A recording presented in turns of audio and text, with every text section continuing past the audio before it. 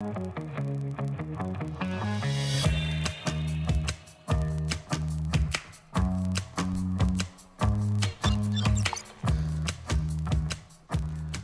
Guam, and welcome to the Hotspot. I'm Jason Salas. Here's what we have for you on this Hump Day Wednesday. The menu, brought to you by King's Restaurant, always open, always local, and Ruby Tuesday Guam, home of the Fresh Garden Bar. On your menu today, active shooter attacks are on the rise, according to the FBI, after a mass shooting at an elementary school in Texas has left 14 kids and a teacher dead. In Memorial Day news on Guam, Daniel Perez spoke with the Veterans Affairs Director to find out upcoming events for next Monday. And what is the Guam Travel and Tourism Association? A couple of its members sit down with me later to share why the group was created and just who it consists of. Well, we do want to tell you about the very, very disturbing news out of the mainland today, as a new FBI report is finding active shooter attacks are on the rise, up more than 50% in 2021 from the year before, leaving 103 people dead and 140 wounded, not including the shooters. The FBI defines an active shooter as one or more individuals actively engaged in killing or attempting to kill people in a populated area. Here's more from CBS.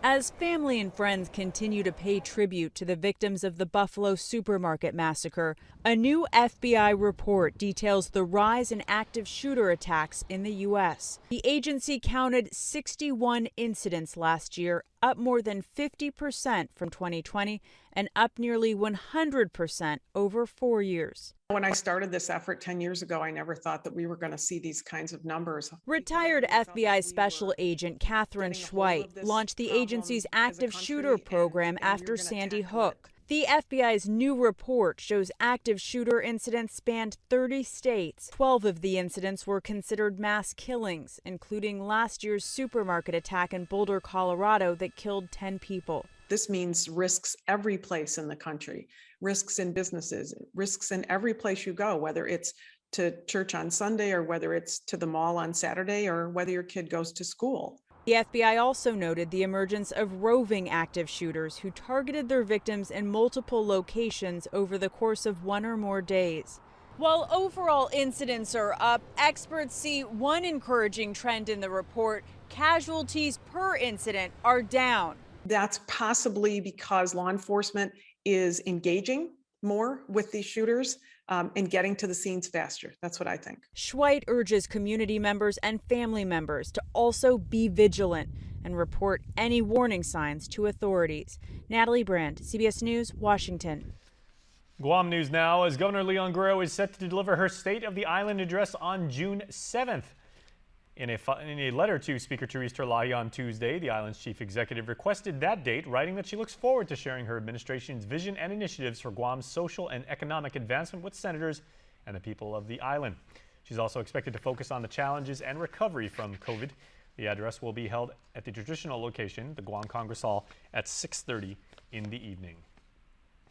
We want to tell you now about the first real Memorial Day commemoration since the COVID pandemic hit, and in preparation for that momentous event, the Office of Veterans Affairs has something special planned. Daniel Perez explains in this story. After more than 2 years of not being able to properly celebrate Memorial Day, the Office of Veterans Affairs plans to go all out to honor the brave men, women, and veterans who gave their lives to defend our country. Director of Veterans Affairs Tim Uggan told KUAM News his agency has been prepping and cleaning the Veterans Cemetery in preparation for the federal holiday. We do have our event scheduled on Monday at 10 a.m.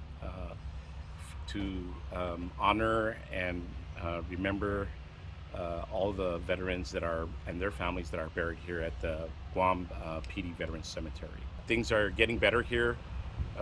We're doing everything we can every day. In fact, our guys are working 7 days a week for the past 2 weeks to get this place the way it should be on these hallowed grounds for all these veterans that we're going to pay our respects to on Monday morning. Uggan added that those veterans who passed on during the COVID pandemic will be recognized in a special way. For those that were interned during COVID time from 2020 to present, that did not receive honors due to the restrictions through the National Cemeteries Administration and through the governor's executive order, that did not receive honors will be honored at the end of our Memorial Day event, which is going to be really special. We'll be providing the honors to those families that didn't receive it during COVID. About 400 to 500 visitors are expected to show up at the Veterans Cemetery on Monday, May 30th, and on Sunday, the 29th, the Boy and Girl Scouts of America will be helping the Office of Veterans Affairs and other veteran organizations plant flags around the Veterans Cemetery. Residents who want to volunteer in helping with the flag planting can contact the Office of Veterans Affairs at 671-475-8393. Daniel Perez reporting for KUAM News. Up in the Commonwealth, military joint forces will be holding an exercise from June the 5th through the 13th on Saipan and on Tinian. The Navy, Army, Marine Corps, and Air Force will bring 300 people to Tinian and 120 personnel to Saipan for the week-long exercise. The Air Force is set to undergo airlift and refueling operations at Saipan's ports, while the Navy will be conducting land-based exercises with tactical military vehicles. The local police department will escort military vehicles on public roads. The CMI Office of Military Affairs set the high vehicle targets on flatbeds are not live missiles, but replicas made of tin sheets meant for communication testing operations in training. In healthcare news, back here at home, the CDC has expanded the eligibility of the COVID-19 booster shots to the age group of people 5 to 11 years old. They now recommend kids within that age range receive their booster shot after 5 months of getting their second dose. Public Health Interim Chief Medical Officer Dr. Bob Leon-Gorel tells KUN News that the local agency could be giving the booster shot to affected kids as early as today, and they're encouraged doubtful parents to consult with their child's doctor for any concerns. It's not a different vaccine than the primary series. It's basically the same. Talk to your pediatrician. You already get shot immunizations for your children for other diseases based on the recommendations of your pediatrician. So talk to them, see what they say about the COVID shots. The more people that are immunized or have just recently had COVID infections, the less likely when the new variants get in that we're going to see an uptake.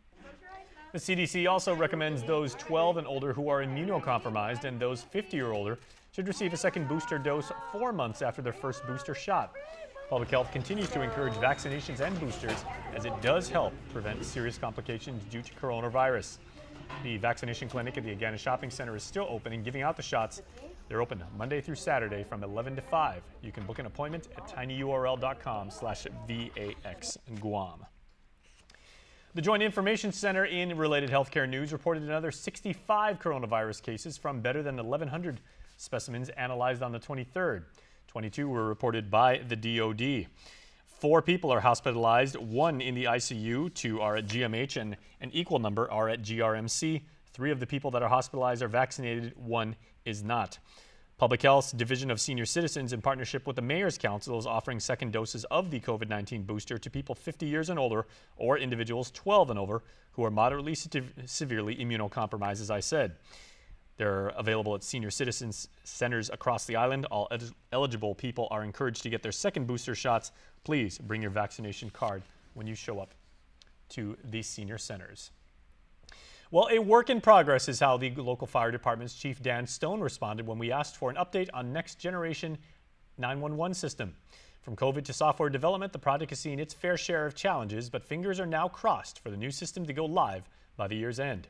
Jonah Goncharfas has this story on the fire department. It was in July of 2021 when the Guam Fire Department awarded a 3-year contract to Taito Government Solutions at a cost of $2.9 million for the first year for the next-gen 911 system. For every year after was $1.2 million with an option for a 4th year. GFD Chief Dan Stone. We're very pleased with the progress that's been ongoing. They're currently doing a network build-out, developing software, ordering hardware and the associated furniture to support the platform. And they're actually working on the build-outs for both the primary and the secondary locations. The current 911 system, which has served the island community for over 2 decades, is on its last legs, and this state-of-the-art upgrade will revolutionize emergency response. Chief Stone says that the emergency medical dispatchers have been involved since the very beginning in creating and assisting the contracted vendors to develop a computer-aided dispatching user interface. As the end users of the system, it was important for me that they were involved with this process so that they have a great understanding of what we're moving into and be a part of that development and buy-in. And so they've been a huge value to that effort. The Guam Police Department has been an essential partner to the 911 system and have played a critical role in discussions and software development. Although they have different system needs, we are working with our vendor to be able to address those needs to ensure that we have a seamless system so that when we do finally go live, that it is an absolutely functional system for everybody in public safety. And with more space needed to accommodate the next-gen 911, the call center will not remain at Civil Defense in Agana Heights. The primary location will be moved to a different location with a larger square footage needed in order for us to be able to accommodate the larger consoles and equipment that are associated with this system. And we will maintain Civil Defense as our secondary call center. In the event something was to happen at our primary center, we would have that as our backup system. He adds that this project would not have been possible without the support of the Governor, Lieutenant Governor, the vendors, the Office of the Attorney General, and all other stakeholders who have gotten them to this point. Stone hopes that the system is ready to go by the end of the year. Reporting for KUAM News, I'm Jonah Gincharfris. Do stay tuned, my friends, because coming up after this break, members from the newly formed Guam Travel and Tourism Association join me in studio talking about their mission. You're watching KUAM and you are watching the HotSpot.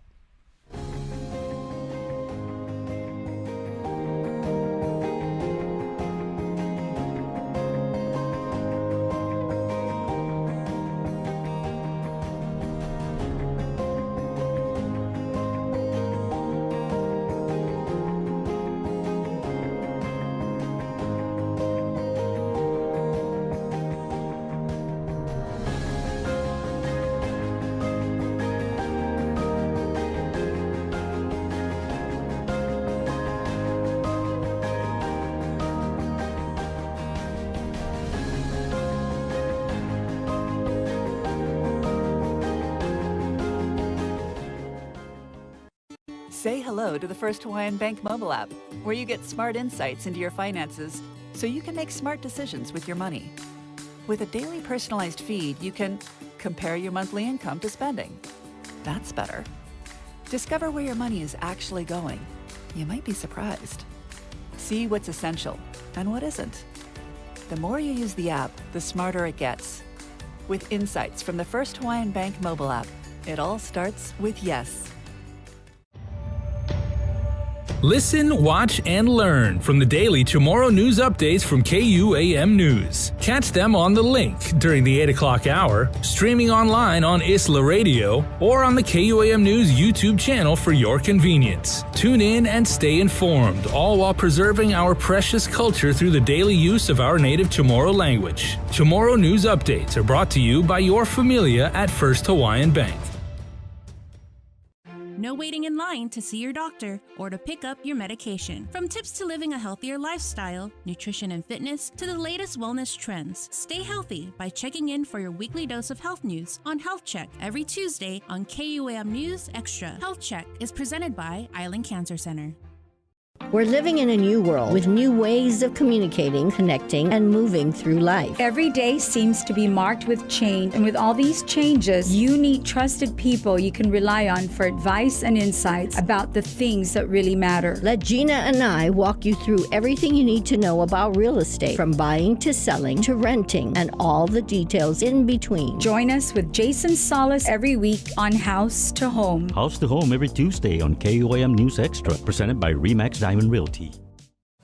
Join Nestor Lacanto for virtual in-depth discussions with the movers and shakers in our community every Wednesday on In Full Zoom. Presented by IT&D and Calvo Enterprises, Inc. Get Guam on demand with Uno Go, delivering food, tech, home, health products, pet supplies, and essentials in a safe, fast, and convenient way, including these special partners.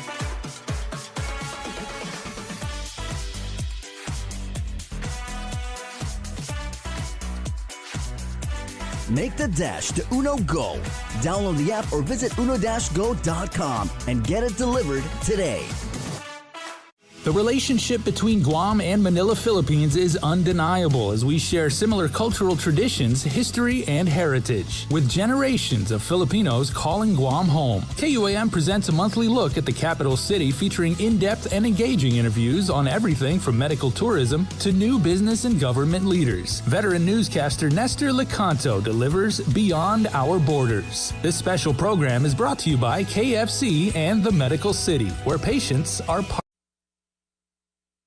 KUAM News, winner of the 2022 Regional Edward R. Murrow Award for Excellence in Diversity, Equity, and Inclusion for the Culture Club. Welcome back to the Hotspot, everybody, on YouTube Live, on Facebook Live, and on KUAM TV Live, by the way. Now, members of the Guam Tourism and Travel Association held a press conference yesterday morning in which they detailed the group's purpose and mission. They have their first travel tourism recovery planning seminar set for June the 7th at the Hyatt Regency Guam, which will be conducted virtually and in person. And here in studio in Harmon to tell us more are the chairperson of the event, Jovina Lujan, and director Jay Merrill, two people who have been instrumental in making sure that our hospitality, our marketing agencies are as thriving as they are. I'm going to use an active voice in the thriving as they are because it's not like they completely disappeared. So Jovina, Jay, welcome. Thank you. We're very happy to have you. And congratulations us. on the formulation of this organization. I know these kind of things are not easy to do, and some people would say, you know, the current state of Guam's economy, specifically tourism, we're in a rebounding, we're rebuilding and everything like that. I'm pretty sure, Jay, knowing you as I do, you would see this as a huge opportunity. Yeah. Yeah, please explain. Well, the economy right now is on the verge of gaining back almost 66% of private receipts. Those are receipts that businesses lost.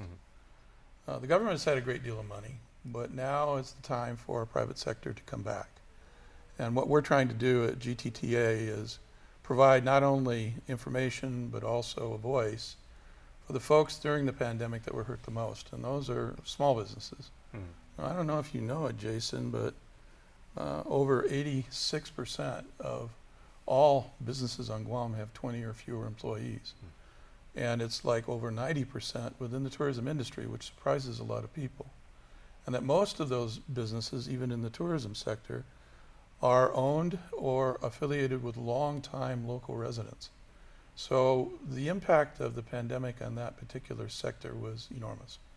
And what we're looking for are ways in which we can assist those kinds of businesses and tourism in general to rebound as quickly as possible, because it's in that way that we're going to reclaim the jobs that were lost, and it's going to be able to point to a future that's going to allow all of that investment that's occurred to finally have some sort of payoff. Okay, now I'd like to ask both of you, because I think key phrase from there, the one takeaway I got from that, Jay beautifully said, was ways to assist. Now, are we looking at the ushering of information, or opening up different resources? Maybe are we even looking at maybe like seed funding or giving people like an avenue to go? And Jovina, your thoughts, please.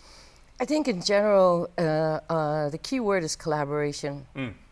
And, beyond our awesome tomorrow spirit, the hospitality spirit, Guam has a long history of being an all-inclusive community.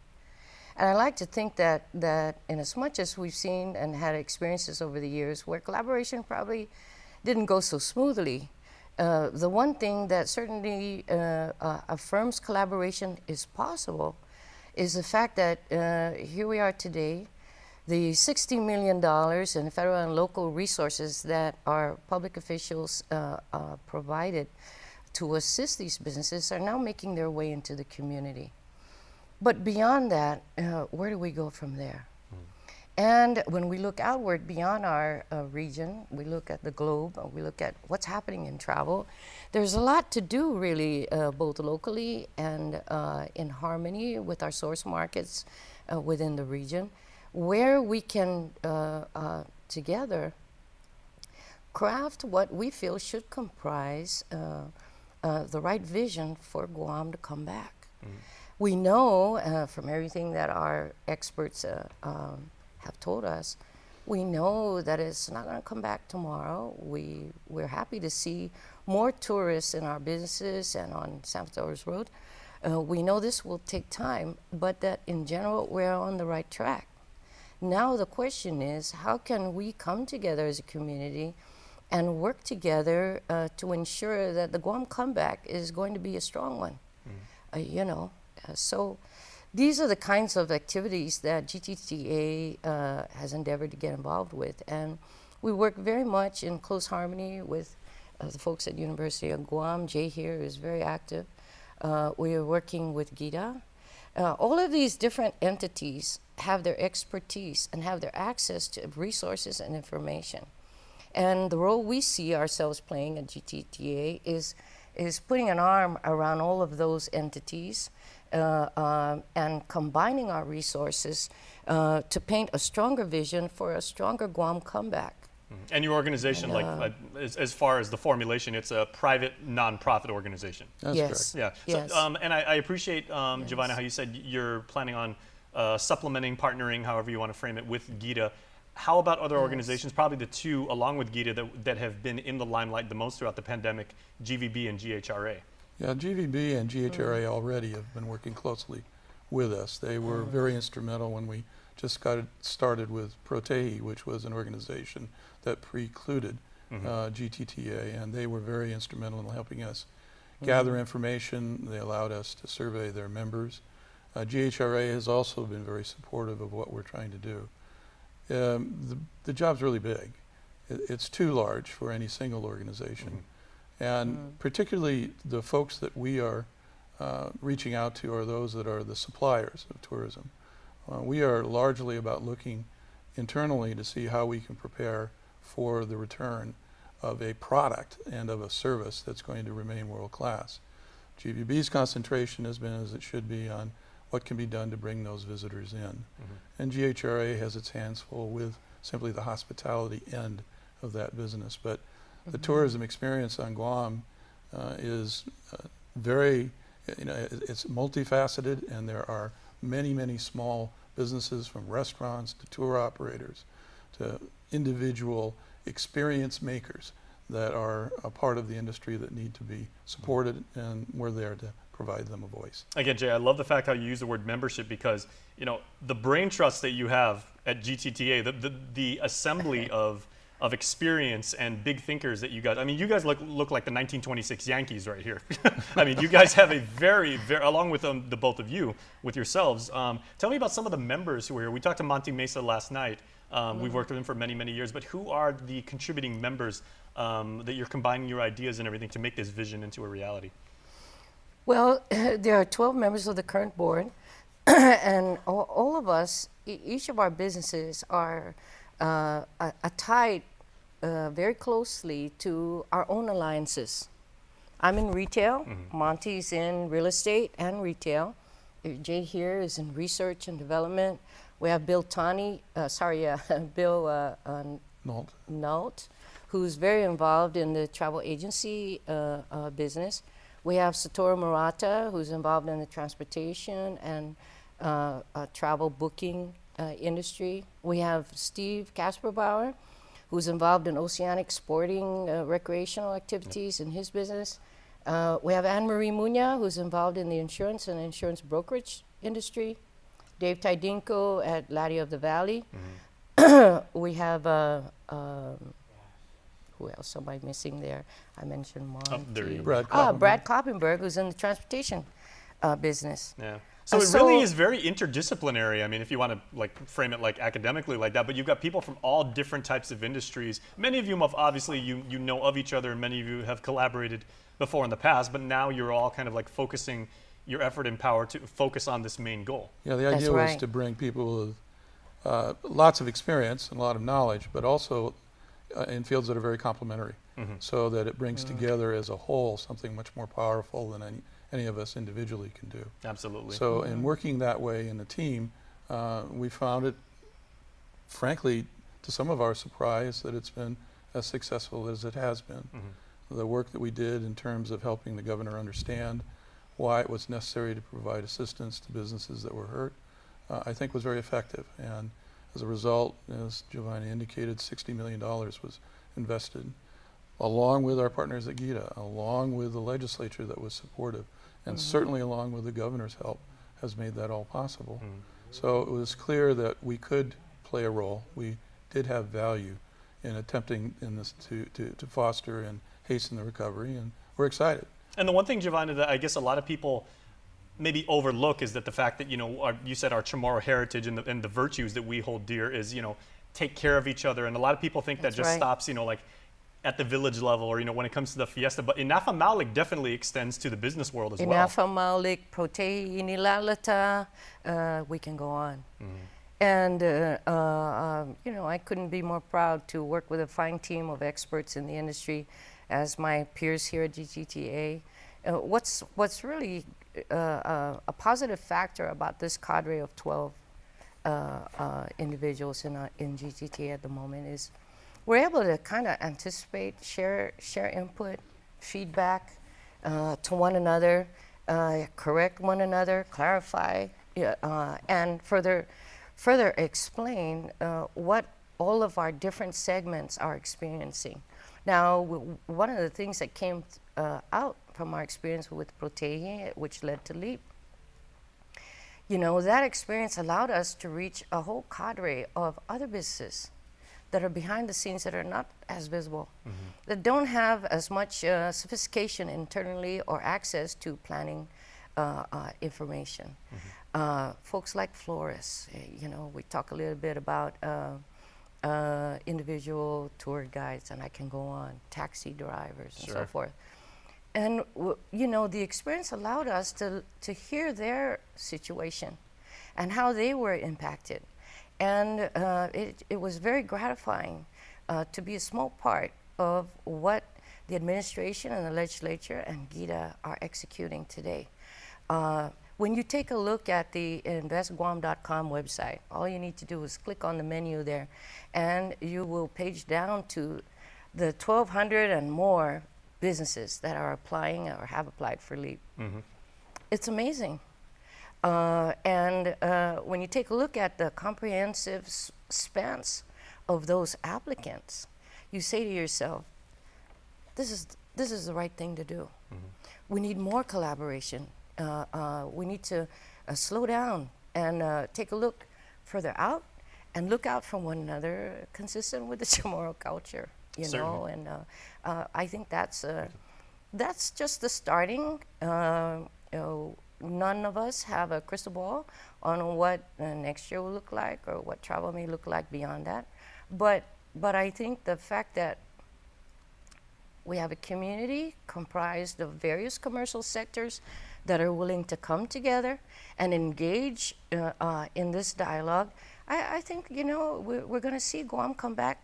We can only come back stronger. Absolutely. Okay, so Jay, I want to tell people, can you give us an idea about how you register for the event at the Hyatt? We got about 30 more seconds, but I want to let you give people ample time to get set up and make sure that they register, make sure they can avail of this information and the collaboration. That's right. We're rushing towards our opening on the 7th, and it'll be a website that we will be publicizing, and they'll be able to go online and register online and purchase tickets so to either be there in person or to be just view it remotely. Okay, how much are the tickets?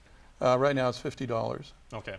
And what types of attendees are you looking for? Are you looking for like upper echelon C-level executives, or can this even be like mid-level managers or decision makers? From very small companies to large companies. The point is we want to give them insight from experts in Japan and Korea about what the actual plans are for the return of visitors. As you said, the mom and pops are probably the target audience. And so lots of folks, I think, would have an interest in learning that from the horse's mouth in terms of what they see the next 2 quarters are going to be in terms of the return and then beyond. All right, well, we are just getting started, so we wish the best to the both of you and the membership that you have. A very, very impressive roster, as I said, and we're going to be there every step of the way as long as you guys will have us, because we really want to see where you guys go with this. Okay, thank you so much, Jason. All right, please stay tuned, because the Hotspot will continue right after this. Get up-to-the-minute news, plus access to alerts, streaming radio, promotions, and more on your mobile device by downloading the KUAM News mobile app, available at the App Store now.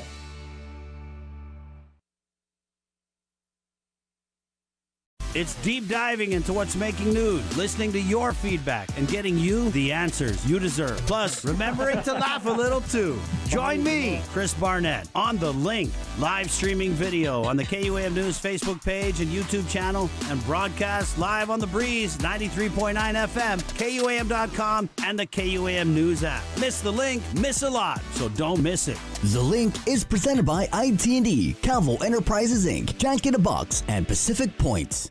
See what's on TV tonight with schedules, network news and notes, local promotions and giveaways on KUAM Communications social media pages. Like and follow us on Facebook or Instagram now for all the latest and never miss out. Join us in saluting those making strides and serving in our armed forces every Tuesday on the KUAM News Instagram account. These weekly posts round up profiles of Guamanians receiving accolades in the armed forces, those stationed on Guam making a difference in our community, and veterans being recognized for their service. Presented by Future Smiles Orthodontics. Build a brighter future with a brighter smile. All right, everybody, make sure, check out Jay and Giovanna's very fine website once it goes online and register for their forum because it's really going to be good information that you can use. We are done with the hotspot, but we thank you for watching. Enjoy the rest of your lunch hour, everybody. We'll see you tonight at 6 for prime time. Adios.